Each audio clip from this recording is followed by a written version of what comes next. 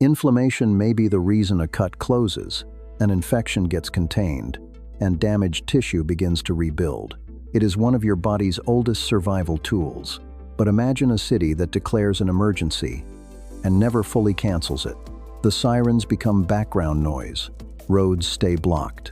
Repair teams rebuild the same streets, only to find them damaged again. From the outside, the city may look normal. Inside, it is still operating under emergency rules.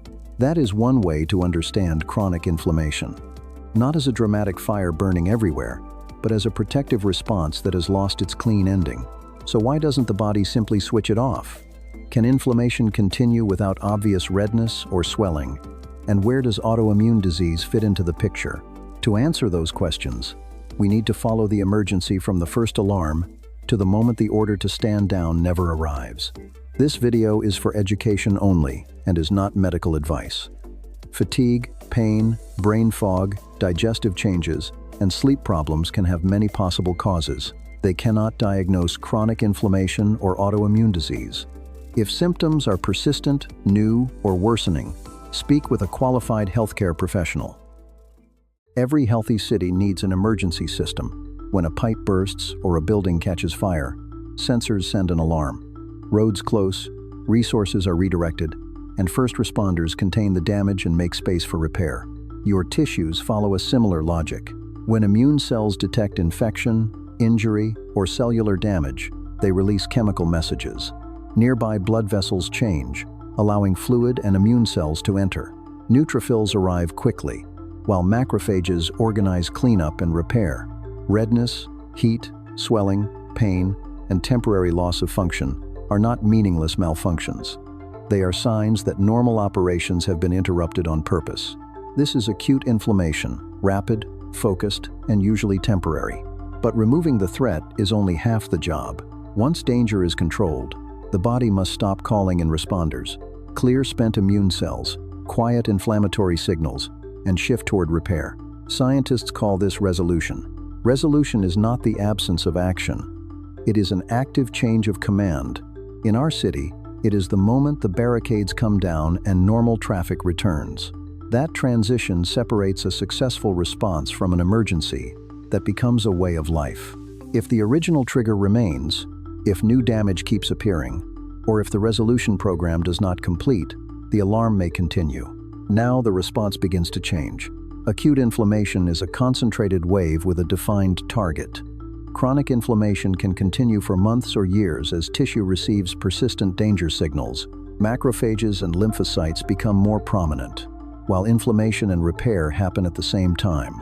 It is as if demolition crews and construction crews are working in the same building on the same day, following different instructions. One team removes damaged material while another rebuilds. If the alarm keeps summoning responders, repaired areas may be damaged again. Over time, this can injure healthy tissue and contribute to fibrosis or scarring. This also explains why chronic inflammation may not look like the inflammation around a fresh cut. It can be localized inside one tissue or be part of a wider medical condition, without a visible red flag on the surface. But invisible does not mean identifiable from symptoms alone. Fatigue, aching joints, digestive discomfort, and brain fog are real, but they are not exclusive fingerprints of inflammation. A social media checklist cannot identify the biological cause. So what keeps the emergency active? There is no single answer, because the body does not have one inflammation switch. Think of a control room connected to thousands of sensors. Some detect microbes or damage, some call for help, others limit the response or organize cleanup. Chronic inflammation can emerge when different parts of that network keep reporting trouble. Sometimes, the threat is genuinely still there. A pathogen may be difficult to eliminate.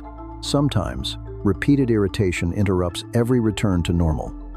Damaged cells keep releasing danger signals after the original event has passed. And in autoimmune disease, immune cells react against specific components of the body itself. The emergency response is no longer aimed only at an outside threat. Healthy tissue can become part of the target. That injury releases more danger signals, which recruit more immune activity, which can create more injury. The alarm is no longer responding to one event. It has entered a feedback loop.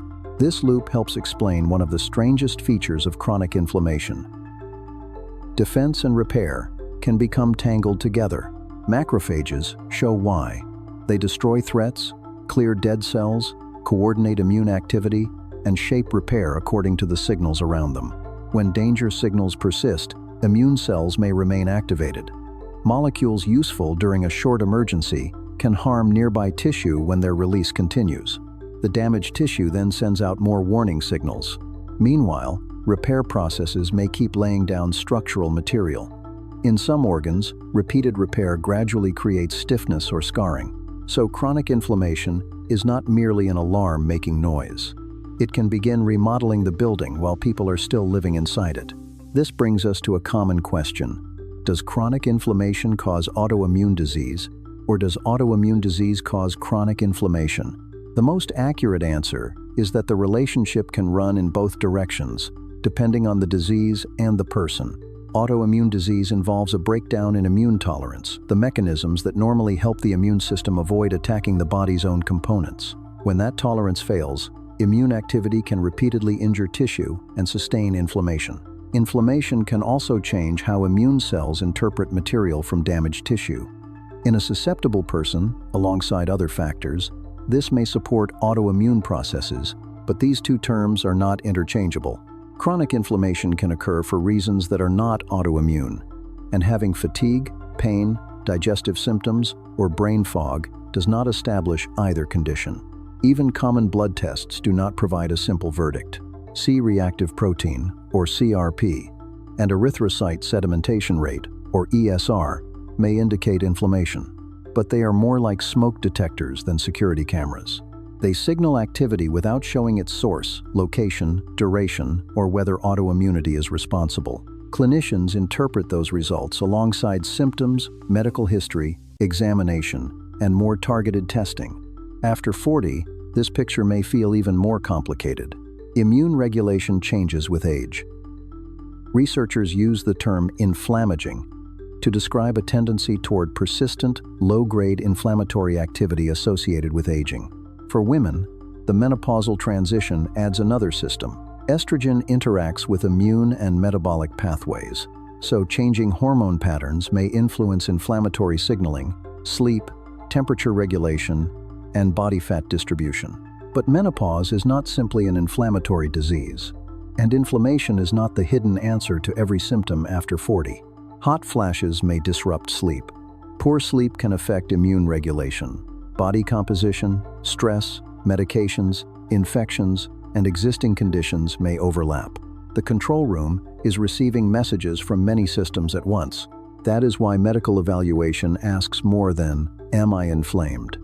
It asks what changed, when it began, what affects it, and what findings might identify the cause. If symptoms persist or interfere with daily life, keep a simple timeline and discuss it with a clinician. The goal is not to silence an alarm before knowing why it is ringing. The goal is to find the source. This is also why claims about one supplement, detox, or restrictive diet, switching off inflammation, deserve caution. If infection, autoimmune disease, metabolic illness, exposure, or medication is driving inflammation, identifying the cause matters. Lifestyle cannot replace appropriate evaluation or treatment. At the same time, foundations still count. Movement, adequate sleep, not smoking, balanced nutrition, and managing existing conditions can support health and immune regulation. They work like routine city maintenance, not an emergency reset. Their value comes from consistency, and more immune activity is not always better. You do not make a city safer by making every alarm louder and keeping every emergency crew permanently deployed. The goal is coordination, enough force to control a real threat, enough restraint to protect healthy tissue, and a repair program that knows when the work is complete. Inflammation protects you by temporarily changing the rules. Chronic inflammation develops when those emergency rules persist, because a trigger remains, damage repeats, regulation falters, resolution is incomplete, or a disease process keeps restarting the response.